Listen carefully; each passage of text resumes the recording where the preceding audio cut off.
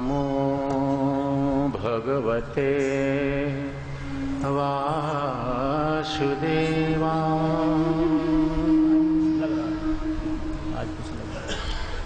कृष्णाय वासुदेवाय हरे परमात्मने प्रणतक्लेशनाशाय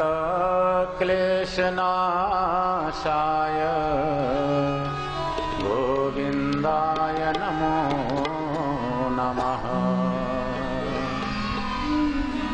वासनाद् वासुदेवस्य वासितं भुवनत्रयम् सर्वभूतनिवासोऽसि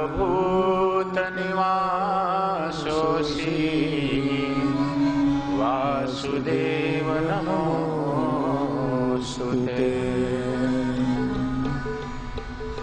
आद्याशक्तिस्वरूपाय परमाह्लादकारिणी समाश्लिष्टं बुभौ रूपं राधाकृष्णं नमाम्यहम्। परमात्मा का अवतरण हुआ। सुखदेव जी महाराज वर्णन करते हैं राजा परीक्षित को भागवत कथा के माध्यम से। ततयारभ्यनन्दस्य ब्रजः सर्वसमृद्धिवान्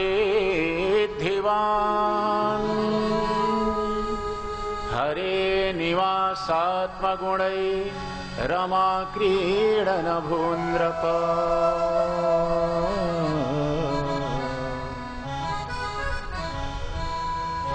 जब भगवान श्री कृष्ण का जन्म हुआ, प्राकट्य हुआ, भगवान प्रकट होते हैं, जन्म नहीं लेते। कहने में ऐसा आ जाता है जन्म हुआ।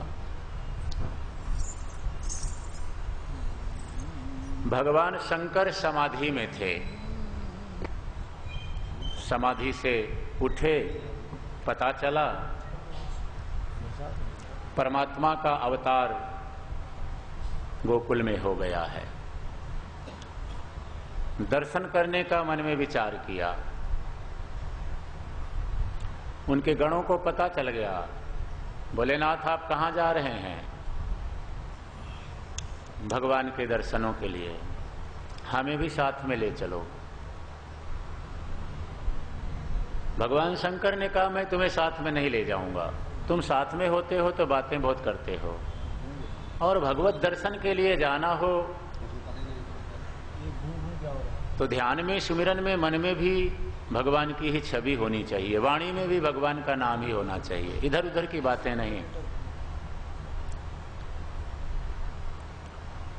गणों ने कहा महाराज हम बातें नहीं करेंगे, हमें साथ में ले चलो। अगर आप साथ में नहीं ले चलोगे तो हम पीछे से आएंगे, सबको बता देंगे, क्योंकि आप जोगी का वेश बना करके जा रहे हो, साधु बन के जा रहे हो।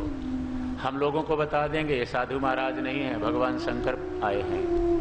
और लोगों को पता चलेगा भगवान शंकर हैं तो लोग आपकी पूजा करने लग जाएंगे, आपको दर्शन नहीं होगा। ठीक है मैं जानता हूं तुम ऐसा ही हो, चलो साथ में, लेकिन बातें नहीं करना। 2-4 गणों को लेकर के भगवान शंकर कैलाश धाम से गोकुल में पधारे।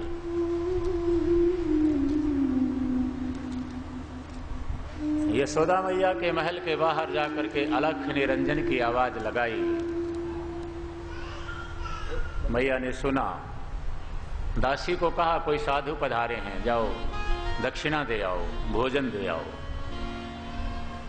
दासी थाली में वस्त्र फल दक्षिणा लेकर के गई। महाराज मैया ने आपको भेजा है, स्वीकार करो। भगवान शंकर ने कहा देवी मैं दक्षिणा लेने के लिए साधु नहीं बना हूं, मेरे गुरु ने मुझे बताया गोकुल में भगवान का अवतार हुआ है तो मैं उनका दर्शन करने के लिए आया हूं। आप मैया यशोदा को कहो मुझे अपने कन्हैया का, अपने लाला का दर्शन करा दें, मैं चला जाऊंगा। दासी ने अंदर जाकर के बताया, मैया यशोदा बाहर आई, शंकर जी को प्रणाम करके, महाराज दक्षिणा कम लग रही है तो मैं बढ़ा दूं, ज्यादा दे दूं, आप कहें तो मैं आपका आश्रम बनवा दूं और दान पुण्य कर दूं। मैया, मैं धन संपत्ति इकट्ठा करने के लिए मैंने ये साधु का वेश नहीं बनाया। अपने कन्हैया का दर्शन करा दो, मैं चला जाऊंगा। और देखो मैया, जब तक कन्हैया का दर्शन नहीं कराओगी मैं यहां से वापस नहीं जाऊंगा। पर महाराज, बढ़ी हुई अवस्था में मेरे लाला का जन्म हुआ है और आपके गले में ये सांप, बिच्छू, नरमुंड माला, कहीं वो डर ना जाए। नहीं मैया, सांप से उसे बिल्कुल डर नहीं लगता। भैया, मैं जानता हूं आपका कन्हैया कौन है। कौन है महाराज? वो कालन को काल और देवन को देव है, शिवजी को धन और संतन को सर्वस्व है। मां, तुम्हारा कन्हैया मुझे देख करके खुश हो जाएगा, प्रसन्न होगा, वो मुझे जानता है। मैया यशोदा ने कहा, महाराज थे कहीं बात करो, मेरा काल का कन्हैया कल जन्म हुआ है, मेरे काल को छो करो। आप कह रहे हो कि जानता है आपको, और मैं महाराज 60 साल की बूढ़ी हो गई, मैं आपको जानती नहीं हूं तो कल जन्मा हुआ कैसे जानेगा? मैया, आप नहीं जानती मुझे, लेकिन वो जानता है। उसका और मेरा जन्म जन्मांतरों का, युगों युगों का संबंध है।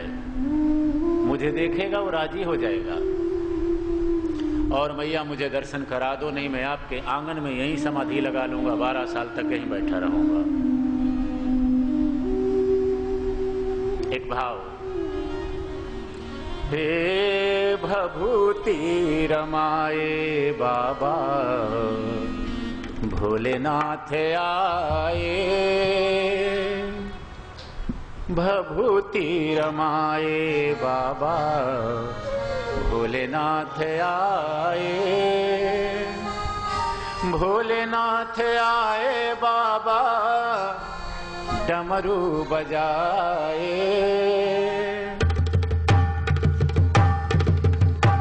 भभूति रमाए बाबा, भोलेनाथ आए, भभूति रमाए बाबा, भोलेनाथ आए, भभूति रमाए बाबा, भोलेनाथ आए, भोलेनाथ आए बाबा, डमरू बजाए, भोलेनाथ आए बाबा, डमरू बजाए, भभूति रमाए बाबा, भोलेनाथ आए।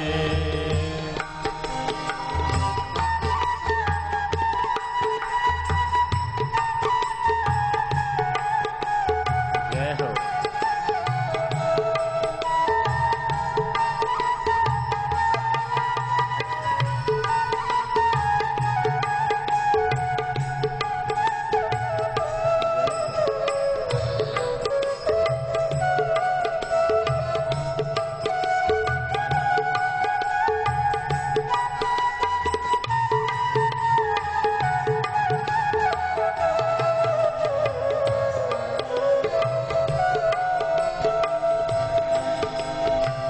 सखी एक बोली, मैया बाहर पधारो, सखी एक बोली, मैया बाहर पधारो, आयो एक बाबा दिखे बड़ो मतवारो, आयो एक बाबा दिखे बड़ो मतवारो, भिक्षा दई के कही देओ आसन पधारो, भिक्षा दे के कही देवो आसन पधारो, भिक्षा दैक कही देओ आसन पधारो।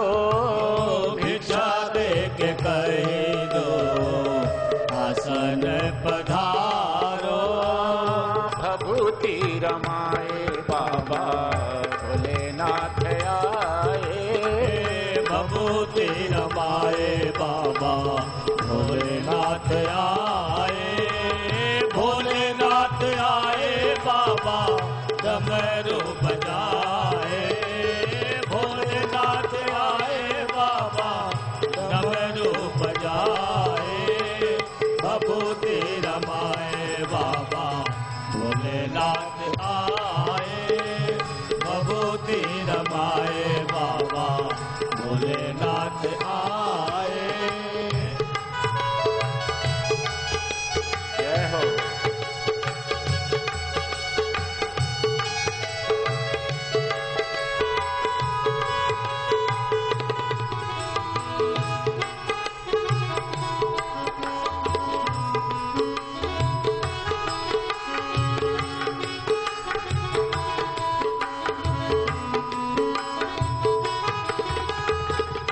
भगवान शंकर पधारे। मैया सोने की थाल में फल दक्षिणा वस्त्र लेकर आई। प्रणाम किया, बाबा स्वीकार करो और मेरे कन्हैया को आशीर्वाद दो। तो बोले भोले बाबा मैया आशीष लीजे। बोले भोले बाबा मैया आशीष दीजे। किंतु एक हेतु मैया सफल करीजे। किंतु एक हेतु मैया सफल करीजे। लाई के लाला हमरे गोद धर दीजे। लाई के लाला हमरे गोद धर दीजे। लाई के लाला हमरे गोद धर दीजे। लाई के लाला हमरे गोद धर दीजे। भभूति रमाए बाबा भोलेनाथ आए। भभूति रमाए बाबा भोलेनाथ आए। भोलेनाथ आए बाबा डमरू बजाए। भोलेनाथ आए बाबा डमरू बजाए। भभूति रमाए बाबा भोलेनाथ आए।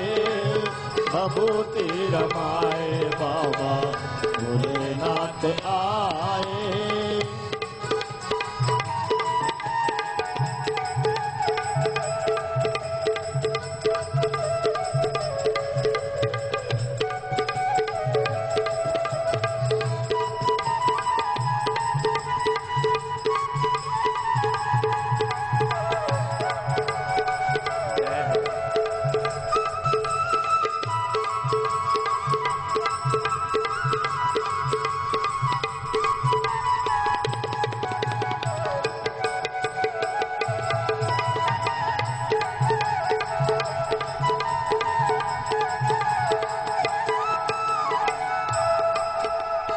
यशोदा ने कहा, बाबा आपके सांप बिच्छू को देख करके मेरा कन्हैया डर जाएगा। मैं आपको अपने लाला का दर्शन नहीं कराऊंगी। मुझे शंका है उसका कुछ अनिष्ट ना हो जाए। आप दक्षिणा लो, मैं आपको प्रणाम करती हूं। आप पधारो अपने धाम को। तो बोले भोले बाबा मैया यहाँ ते न जाऊंगा। बोले भोले बाबा मैया यहाँ पे न जाऊंगो। बोले भोले बाबा मैया यहाँ ते न जाऊंगा। बोले भोले बाबा मैया यहाँ पे न जाऊंगो। जल छोड़ करके आसन जमाऊंगा। अन्न जल छोड़ करके आसन जमाऊंगा। अन्न जल छोड़ करके आसन जमाऊंगा। अन्न जल छोड़ करके आसन जमाऊंगा। जोगी हठ होत क्या है आज मैं बताऊंगा। जोगी हठ होत क्या है आज मैं बताऊंगा।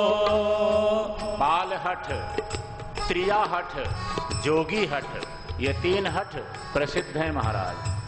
बच्चा मचल जाए मुझे ये चीज चाहिए, देना पड़ता है। त्रिया हठ, योगी हठ। हाँ जोगी हठ होत क्या है आज मैं बताऊंगा। जोगी हठ होत क्या है आज मैं बताऊंगा। तो महाराज भोलेनाथ ने हे अलख निरंजन कह के आसन बिछायो। अलख निरंजन कह के आसन बिछायो। त्रिशूल गाड़ दीन्हो डमरू बजायो। त्रिशूल गाड़ दीन्हो डमरू बजाओ। त्रिशूल गाड़ दीन्हो डमरू बजाओ। देख प्रीति बाबा की, भोलेनाथ की प्रीति को देख करके, हठ को देख करके, जिद को देख करके, हाँ देख प्रीति घर में लाला लजायो। देख प्रीति में लाला लजायो। देख प्रीति घर में कान्हा लजायो। देख प्रीति घर में कान्हा लजायो। भभूति रमाए बाबा भोलेनाथ आए। भभूति रमाए बाबा भोलेनाथ आए। भोलेनाथ आए बाबा डमरू बजाए। भोलेनाथ आए बाबा डमरू बजाए। भभूति रमाए बाबा भोलेनाथ आए। भभूति रमाए बाबा भोलेनाथ आए।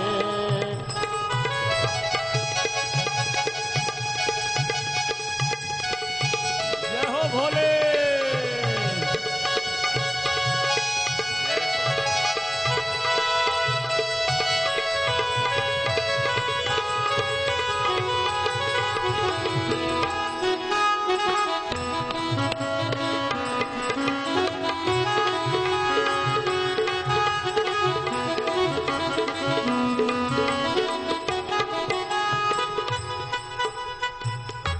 भगवान शंकर के हठ को देख करके महलों में कन्हैया रोने लगे। पालने में विराजमान थे। मैया यशोदा दौड़ कर गई चुप कराती हैं, नहीं चुप हुए। गोपियों को पता चला, पहुंची। अनेक प्रकार से चुप कराने की कोशिश की गई, महाराज रोते ही रहे। एक गोपी ने कहा, मैया जब मैं अंदर आ रही थी तो जो बाबा जी बाहर बैठे हैं आसन जमा के, वो कुछ जाप कर रहे थे। कहीं ऐसा तो नहीं बाबा जी ने कोई जादू टोना कर दिया हो हमारे कन्हैया पे। और टोना जादू झाड़ने के लिए शांडिल्य ऋषि को बुलाया गया। माताओं को होता है, छोटे छोटे बच्चों को नजर लग जाती है, झाड़ा लगवाने जाते हैं। शांडिल्य ऋषि को बुलाया गया। शांडिल्य ऋषि सब कुछ समझ गए। भोलेनाथ आए हैं, मैया संत पधारे हैं, कन्हैया का दर्शन करा दो। कन्हैया खुश हो जाएंगे, रोना बंद हो जाएगा। यही उपाय है। और मैया कन्हैया का श्रृंगार करके भोलेनाथ के पास ले गई। शंकर जी ने अपलक नजर से देखा। जैसे ही शिव जी की नजर पड़ी, कन्हैया ने शिव जी को देखा।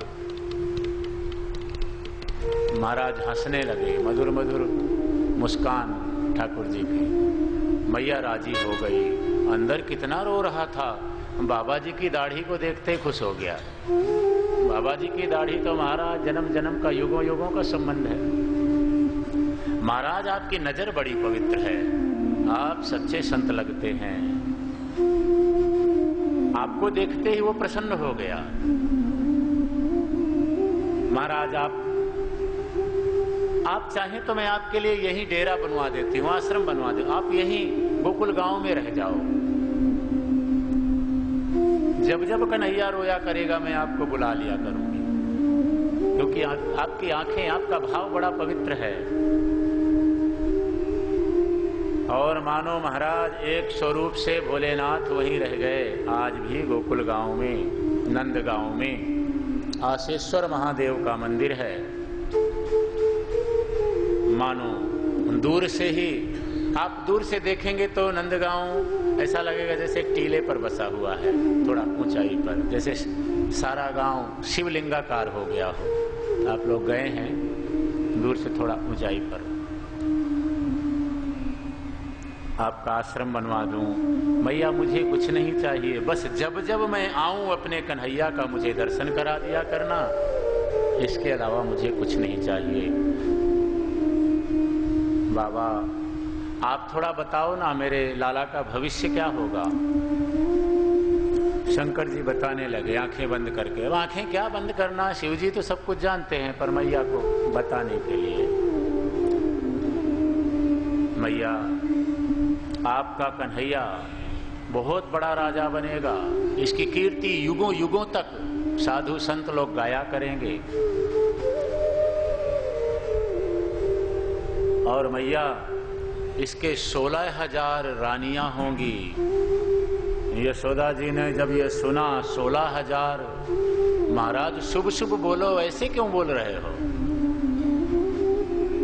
अब देवी मेरे मुंह से जो निकल गया वही होगा, पर महाराज 1-2 हों तो ठीक हैं, ये 16,000 तो कन्हैया को दुखी करेंगी। नहीं मैया, ये सबको सुखी रखेगा, सबको वश में रखेगा, सब इसकी सेवा करेंगी।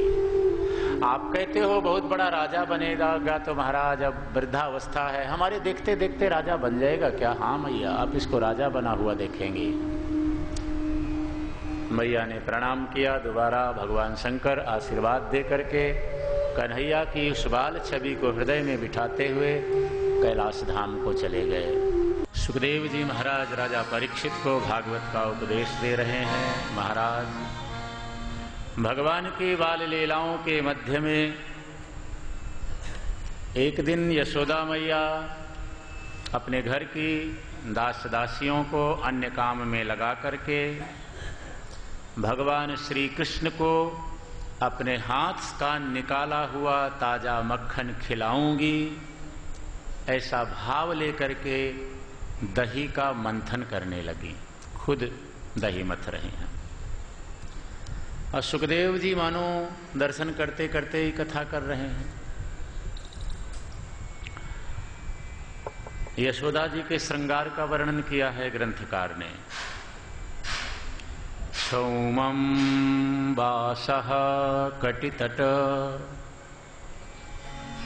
सौमं वासः पृथुकटितटे, बिभ्रति सूत्रनद्धम्, पुत्र स्नेहस्नुतकुचयुगं जातकंपं च शुभ्रू, रज्ज्वाकर्षश्रमभुजचल कङ्कणौ कुण्डले च, स्विन्नं वक्त्रं कबरविगलन् मालति निर्ममन्थ। ग्रंथकार ने वर्णन किया, यशोदा जी ने रेशमी साड़ी पहन रखी है।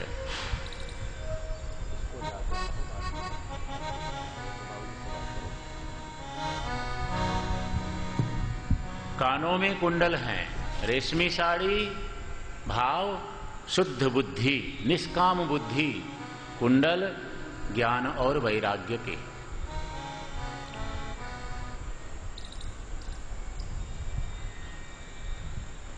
मन की एकाग्रता का प्रथम सूत्र है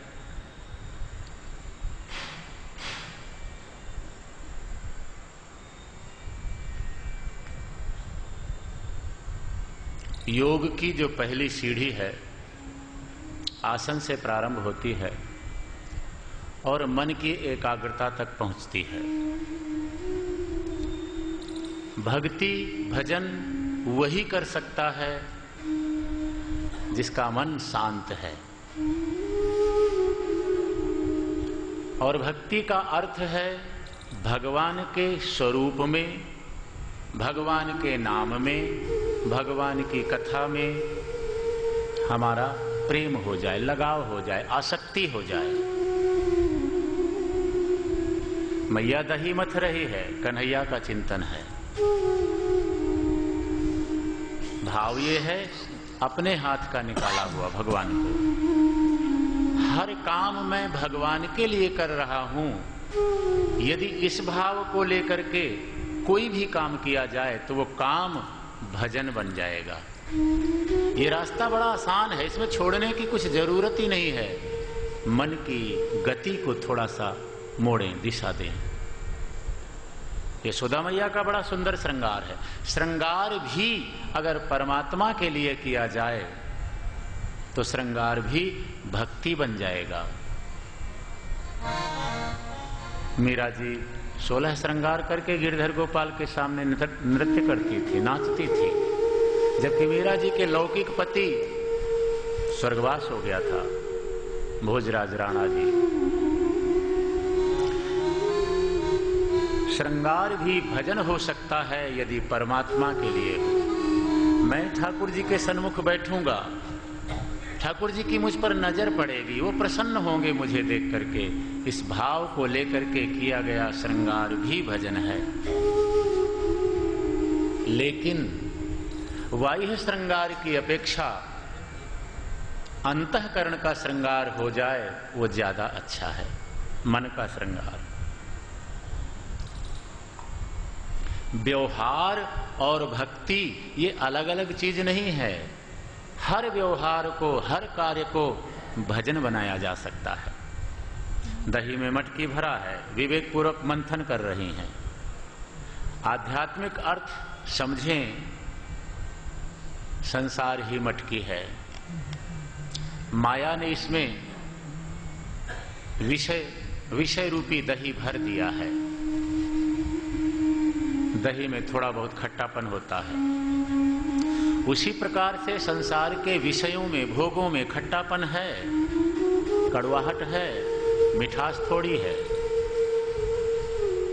पर जिस प्रकार दही का मंथन करने से मक्खन निकलता है, ऐसे ही विवेक पूर्वक हम संसार में रहें, विवेक पूर्वक विषयों का सेवन भी करें।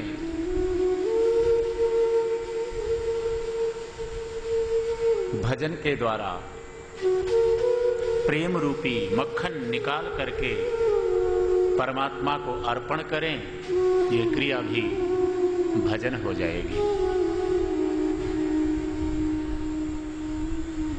यशोदा मैया मथ रही हैं, कन्हैया पीछे से आए, जफ्फी पाली, पकड़ लिया। मैया मुझे भूख लगी है, दूध पिलाओ।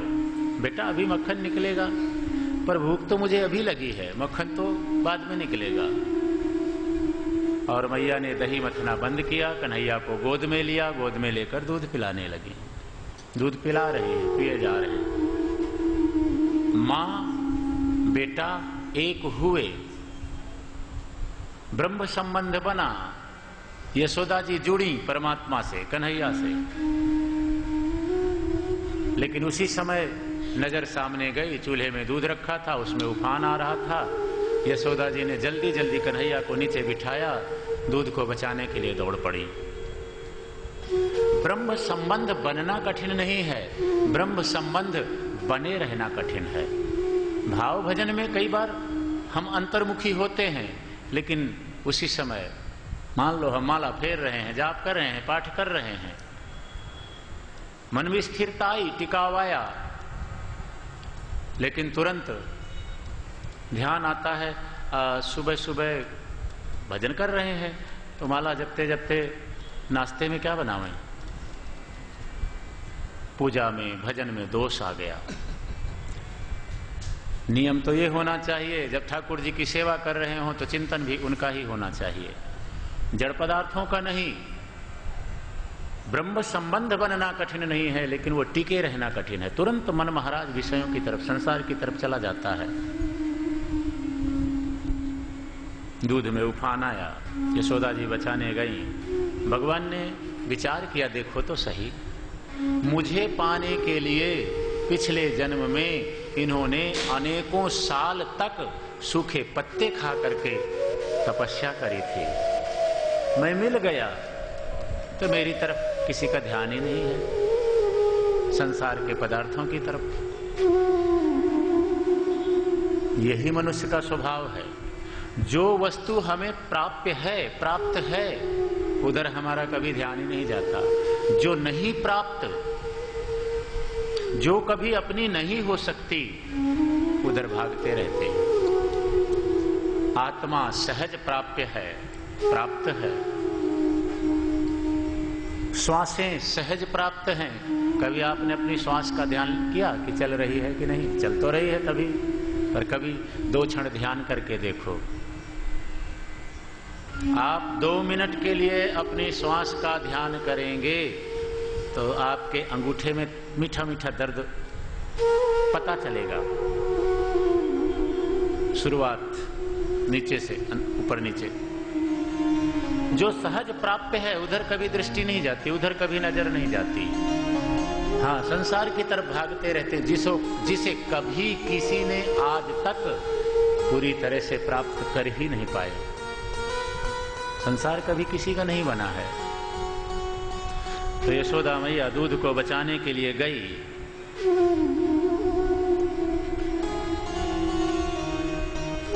प्रभु ने विचार किया, देखो तो सही।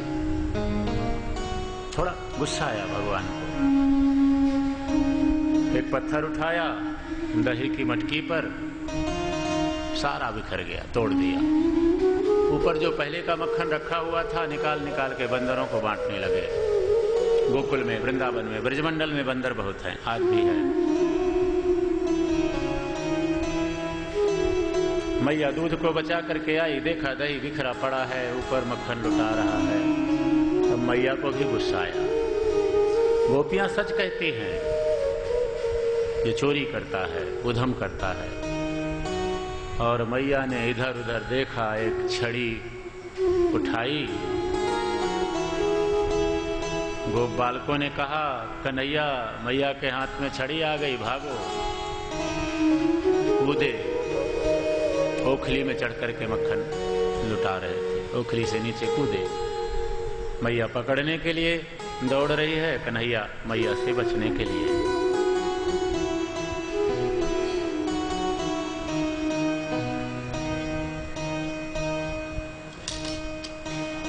सुखदेव जी कहते हैं, राजा परीक्षित, बड़े बड़े योगी तपस्या के द्वारा अपने मन को सूक्ष्म बना करके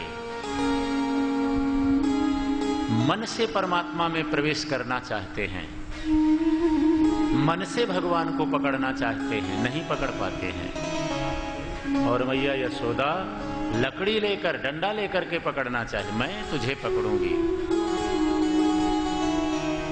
मानो भगवान ने अपने ऐश्वर्य को, परमात्मा है, परमात्मा कहीं भी रहेंगे, उनकी ऐश्वर्य शक्ति उनके साथ रहती है। मानो ऐश्वर्य शक्ति को कह दिया कि भैया ब्रजमंडल में तेरी जरूरत नहीं है, तू ब्रजमंडल से बाहर रहना, गोकुल गांव से बाहर रहना। अब देखिए, अगर कोई राक्षस भगवान को मारने के लिए डंडा लेकर के आया होता तो भगवान तुरंत सुदर्शन चक्र को याद कर लेते, आजा भाई अपना काम कर। अब मैया की छड़ी के लिए तो सुदर्शन चक्र को नहीं बुलाया जा सकता ना। बड़ी प्यारी भावमयी मूर्ति, भगवान भाग रहे हैं, मैया पकड़ने के लिए दौड़ रही है। मैया का स्थूल शरीर, मोटा शरीर, 2-4 बार चक्कर लगाया, बड़ा महल, थक गई, एक जगह बैठ गई, पकड़ में ही नहीं आता। और जब थक के एक जगह बैठ गई तो कन्हैया पास में आ गए। मैया थक गई क्या, पैर दबाऊं? मैया ने उसी समय पकड़ लिया, तू मुझे चिढ़ाता है। भाव ये है कि स्तुति करने वाला, प्रार्थना करने वाला जब स्तुति प्रार्थना करते करते थक जाता है, लेकिन अपनापन नहीं जाता, भरोसा नहीं टूटता,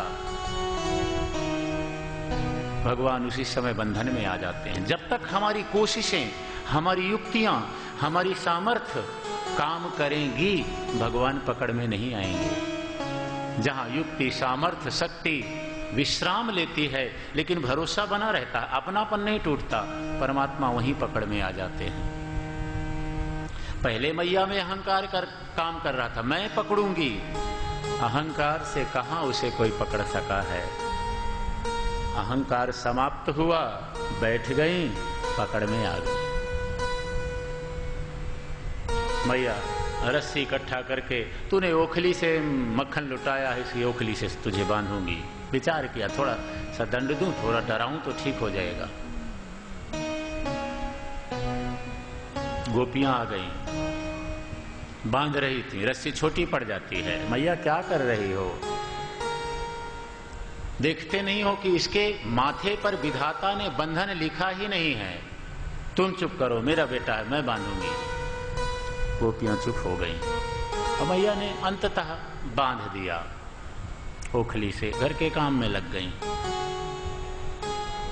यहां थोड़ा सा एक प्रसंग बदलता है, बाद में वो प्रसंग इसी कथा में जुड़ जाता है।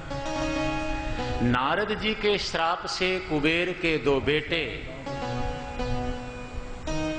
नंद महल में पेड़ बन करके खड़े थे। राजा परीक्षित ने पूछा, महाराज नारद जी ने उन्हें क्यों श्राप दे दिया कि पेड़ बन गए? महाराज बात यह है, एक तो ये कुबेर जैसे धनवान बाप के बेटे थे, दूसरा संहार के देवता रुद्र के अनुचर थे, सिपाही थे, उनके सेवक थे। कैलाश धाम में गए, नलकूबर और मणिग्रीव इनका नाम था, तो कैलाश धाम में गए जहां भजन करना चाहिए। महाराज ये सारा क्षेत्र कैलाश धाम का ही क्षेत्र है, कालांतर में थोड़ी बदलाव आ जाता है। तो कैलाश धाम में गए, मदिरा पी ली, उन्मत्त होकर के अप्सराओं के साथ गंगा जी में निर्वस्त्र स्नान करने लगे, व्यभिचार करने लगे। संयोग से नारद जी वहां पहुंच गए। नारद जी ने विचार किया मन में, देखो तो सही, कुबेर जैसे देवता के पुत्र और ऐसी बुद्धि। मुझे लगता है कि मन को खराब करने वाली जितनी रजोगुणी वृत्तियां हैं, उनमें सबसे पहला नंबर आता है जरूरत से ज्यादा धन का हो जाना। बिना परिश्रम का धन जब घर में आएगा, महाराज मन खराब होगा। जब धन का अहंकार जीवन में आ जाता है तो 3 दोष स्वाभाविक रूप से हमारे पास आ जाते हैं। स्त्री द्यूत मासवह, परिस्त्री सेवन, जुआ, आसव, शराब। धन के अहंकारी लोग पशुओं की हत्या करते हैं, खा जाते हैं महाराज, और अपने को अमर समझते हैं कि हमें तो मरना ही नहीं।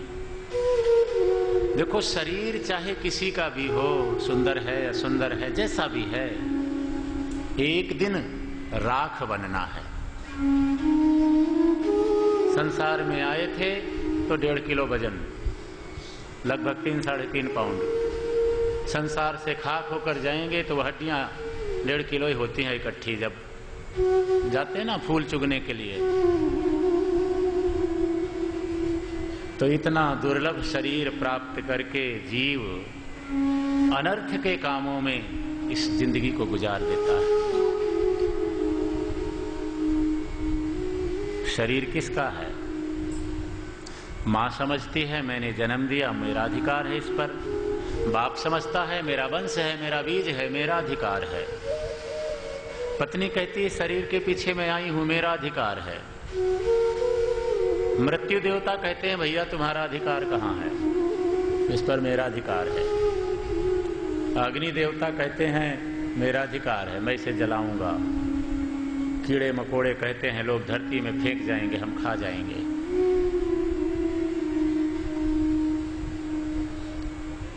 तो जब तक शरीर स्वस्थ है भगवान को मना लें, गा लें, पुकार लें, कल्याण कर लें।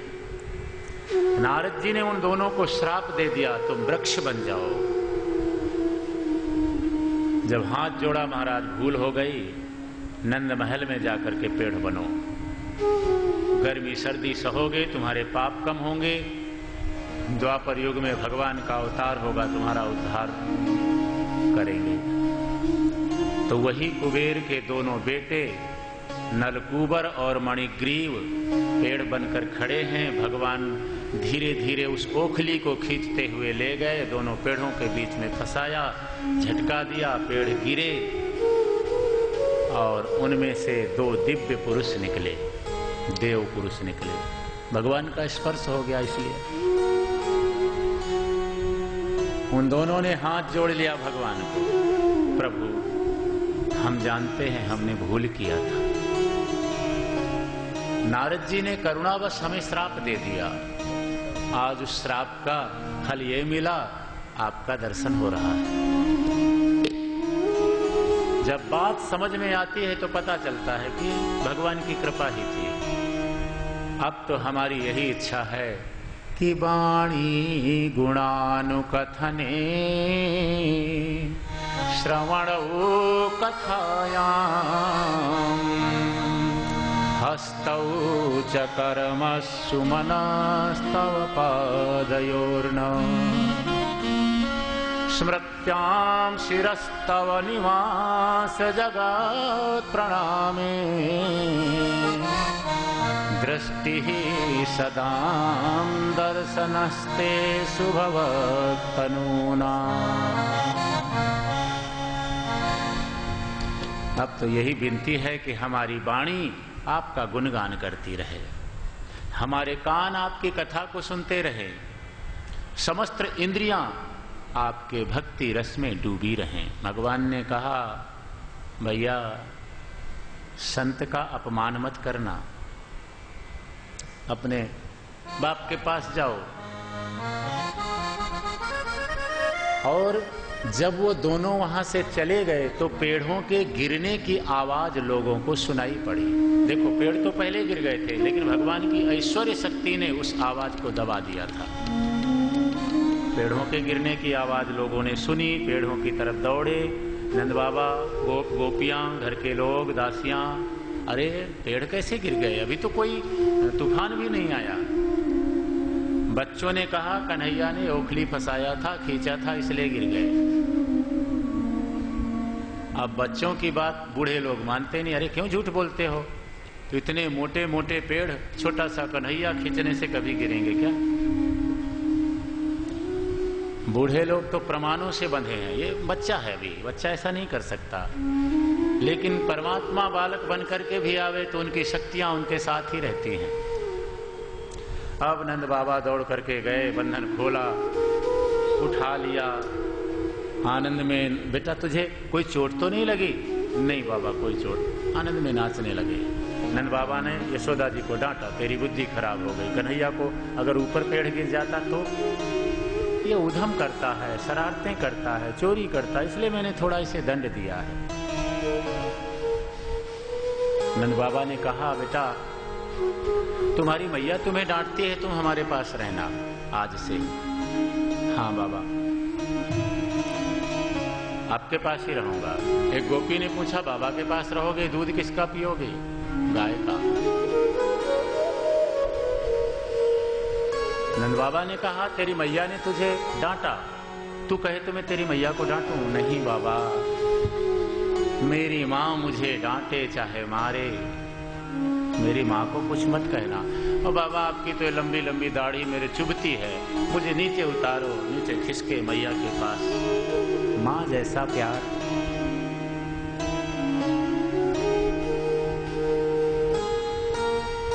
सुखदेव जी महाराज कहते हैं, भगवान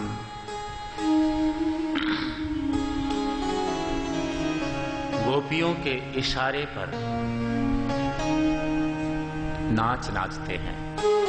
सारे ब्रह्मांड को कठपुतली की तरह नचाने वाले परमात्मा गोपियों के कहने पर नाचते हैं। एक दिन एक गोपी आई यशोदा जी के घर में। मैया, थोड़ा गोबर मिल जाता तो गाय का घर लिपना है। अरे गोपी, गोबर भी कोई मांगने की चीज है? गौशाला में चली जा, जितना चाहिए ले जा, घर लीप ले। हमारे घर का गोबर खेतों में चला गया, ध्यान नहीं रहा। मैया ने कहा, ले जा जितना चाहिए। गौशाला में गई, टोकरी भरी। उठवावे कौन? ज्यादा भर ली। इधर उधर देखा, महाराज श्री कृष्ण आ रहे थे। तो कन्हैया कन्हैया क्या है? अरे गुस्सा क्यों होते हो? ये गोबर की टोकरी उठवा दो ना, थोड़ा ज्यादा भर लिया है मैंने, तेरा नौकर हूं। अरे फिर गुस्सा हो गए। कैसे कैसे लोग आ जाते हैं, गोबर भी दो, उठवाओ भी। कन्हैया, मैं मक्खन का लोंदा दूंगी तुम्हें, जितने टोकरी उठवाओगे उतने लोंदे। तू सच कह रही है? हाँ, ले फिर उठवा दी। एक टोकरी डाली आई, दूसरी, तीसरी, चौथी। भाव में भूल गई कितनी टोकरी चाहिए। कन्हैया ने कहा, कितनी टोकरी हो गई? कन्हैया, मैं तो पढ़ी लिखी नहीं हूं, मैंने गिना ही नहीं। अब देख, कपट मत कर। जितनी टोकरी मैं उठवाऊंगा उतने माखन के लोंदे देने पड़ेंगे। ठीक है, पर मैं तो अनपढ़ हूं, कैसे गिनती करूं? ऐसा करती हूं, जितनी टोकरी तुम उठवाओगे उतने ही गोबर की टिपकी तुम्हारे माथे पर लगाती जाऊंगी, बाद में इकट्ठे गिन लेंगे। ठीक है। महाराज, पहले समय में मैंने गांव में देखा, कोई मजदूर, हल चलाने वाला आदमी, ज्यादा शिक्षा नहीं थी, सारा दिन हल चला के आता खेत से, और शाम को जब अपने घर जाने लगता तो दीवार में एक गोबर की लकीर खींच जाता। आधे दिन काम करता तो ऐसे खींच देता, पूरे दिन महीने में गिन लेता, और गिनने के हिसाब से जो तत्कालीन उसकी मजदूरी थी वो महीने बाद मिला करती। तो गोपी भी टोकरी पर टोकरी, टिपकी पर टिपकी, गोमय मंडित भाल कपोलम, सारा चेहरा मुखमंडल गोबर की टिपकियों से। जब होश आया गोपी को, अरे इतना गोबर में क्यों ले गई? मुझे तो इतना नहीं चाहिए था। देख, अब बहाने मत बना, ये टिपकी गिन ले, उतने माखन के लोंदे। ऐसे थोड़ी माखन मिलता है। गोबर उठवा दिया तो कौन सा इसमें बड़ा काम करा दिया, तो कैसे मिलेगा? मैंने सुना है तुम नाचते बहुत अच्छा हो, थोड़ा नाच दिखाओ। ठीक है, तू ताली बजा। में मक्खन के लिए महाराज क्या क्या नहीं करना पड़ता। हरि शेष महेश गणेश दिनेश सुरेश हूँ जाहि निरंतर ध्यावे, जाहि अनादि अनंत अखंड अछेद अभेद सुभेद बतावे। नारद ते सुख व्यास रटे पछिहारी गए और पारे न पावे। ताहि अहिर की छोकरिया ताको वहीर की छोकरिया छछिया भर छाछे पे नाच नचावे। ताको वहीर की छोहरिया छछिया भर छाछे पे नाच नचावे। जिनको वेदों ने नेति नेति कह करके बखान किया। पहले बहुत कुछ वेदों ने गाया, हरि ही ओम मां सहस्रा वेदों बड़ा बखान किया। बाद में कह दिया नेति नेति, भैया पार नहीं है उसका, हमने जो गाया वो उससे भी आगे है। तो ऐसे अनादि परमात्मा को ये ब्रज की गोपियां भोली भाली, थोड़ा छाछ दूंगी मक्खन दूंगी, पहले नाचो।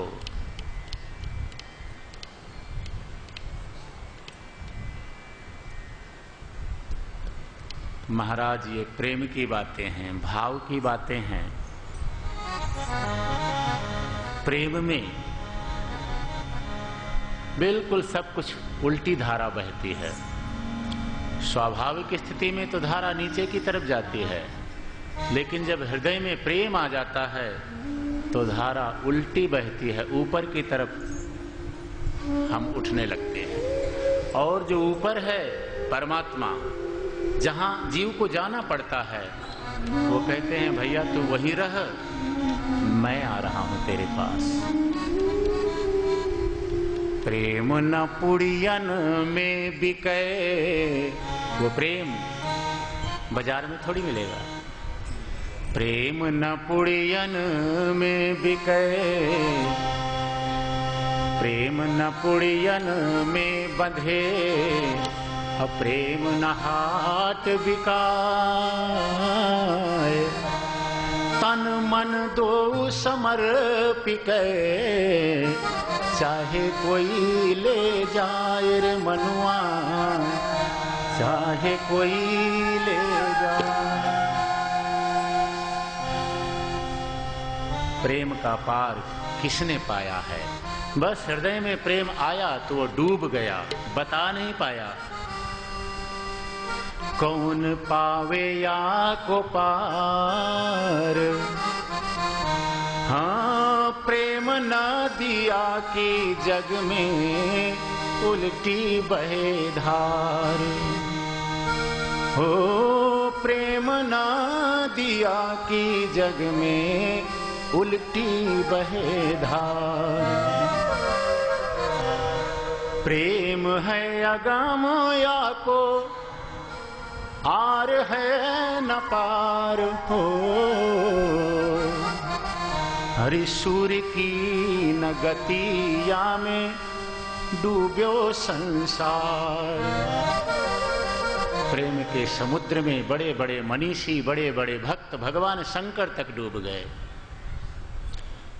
तभी तो महाराज पार्वती को बोले मुझे साड़ी पहना दो रासलीला में, क्योंकि ये दाढ़ी दूढ़ी में तो लोग तो साड़ी से छुपा लेता हूं, सब अंदर जाऊंगा। हाँ सूर्य की न गतिया में डूब्यो संसार, ये है रस को खिलार। परमात्मा का प्रेम, परमात्मा का भाव ही तो है जो सृष्टि का खिलार कर दिया उन्होंने। एको हम बहुश्यामो, मैं अकेला हूं अनेक हो जाऊं। जो हृदय का प्रेम था अनेक रूपों में परिवर्तित हो गया।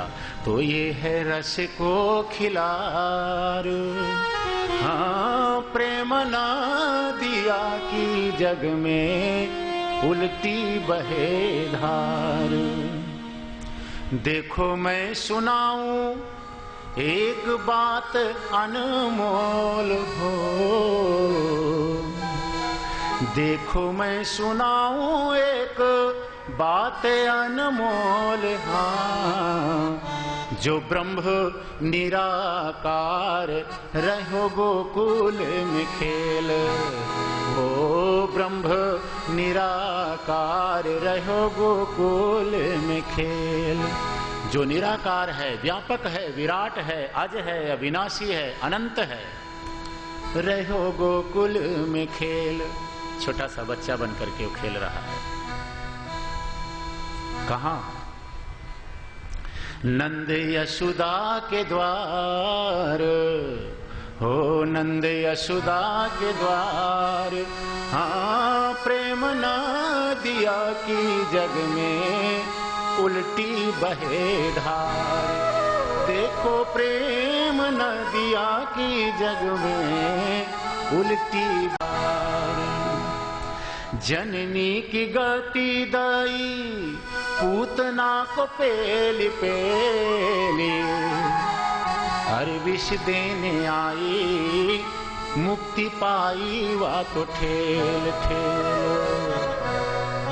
सब कुछ उल्टा है यहाँ। जो जहर पिलाने आई थी जाना नहीं चाहती थी, भगवान ने कहा कहाँ तू कपट में डूबी पड़ी है, जा मेरे घर में रहना, छोड़ ये कपट का शरीर। तो जननी की गति दाई पूतना को पेली पेली, और विष देने आई मुक्ति पाई है ठेल ठेल। खुले स्वर्ग के किवाड़, पूतना के लिए वैकुंठ के दरवाजे खोल दिया भगवान ने। पूतना की तो कोई कोशिश नहीं है ना, भगवान की कृपा प्रेम। खुले स्वर्ग के किवाड़, हाँ प्रेम नदिया की जग में उल्टी बहे धार। तीन पैर में ही आने राजा बलि लियो छल हो, तीन पैर में ही तीन लोक नाप लियो जाय हो। तीन कदमों में महाराज, दो ही कदम में नापा था, तीसरा तो सारा ब्रह्मांड 2 कदम में नाप लिया।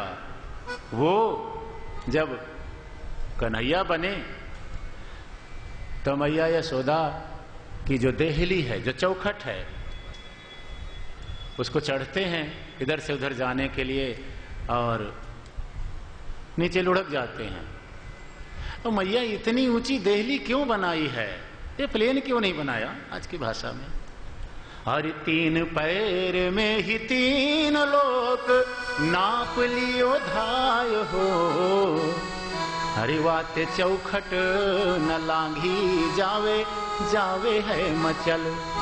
वाते चौखट न लांघी जावे जावे है मचल। थोड़ा सा चढ़ने की कोशिश करते हैं, इतनी ऊंची क्यों बना दी। जाने खंभ दियो फार, छोटी सी देहली नहीं चढ़ पा रहे हैं प्रेम के वशीभूत होकर के। और उन्होंने ही तो एक जगह अरे जाने खंभ दियो फार, नरसिंह अवतार ने, हाँ प्रेम नदिया की जग में उल्टी बहे धार। गोपी बनो शिव जाने काम दियो जार हो। भगवान भोलेनाथ ने, जिन्होंने कामदेव को भस्म कर दिया, कामदेव इच्छाएं कुछ नहीं चाहिए, उनके मन में भी आ गया थोड़ी देर में श्याम सुंदर के साथ गोपी बन के नाच ही लेता हूं। जिनकी कोई कामनाएं नहीं है वो भी कामना के वशीभूत हो गए। गोपी बनो शिव जाने काम दियो जार हो, ओ छम छम नाचे मुख कृष्ण को निहार। रासलीला के समय छम छम नाचे मुख कृष्ण को निहार। रासलीला के समय भगवान श्याम सुंदर का मुख देखते हुए भोले बाबा साड़ी का पल्लू यहाँ तक लटका करके अंदर से देखते हुए छम छम नाचे मुख कृष्ण को निहार। वो नंदी बैल को सवार, नंदी बैल को सवार, हाँ प्रेम नदिया की जग में उल्टी बहे धार। देखो प्रेम नदिया की जग में उल्टी बहे धार। प्रेम को प्रमुख प्यारो वृंदावन धाम है, प्रेम को प्रमुख प्यारो वृंदावन धाम हो। हरे प्रेम ही से पायो कृष्ण रसिया को नाम। हाँ प्रेम ही से पायो कृष्ण रसिया को नाम। हरे या को जाने का गंवार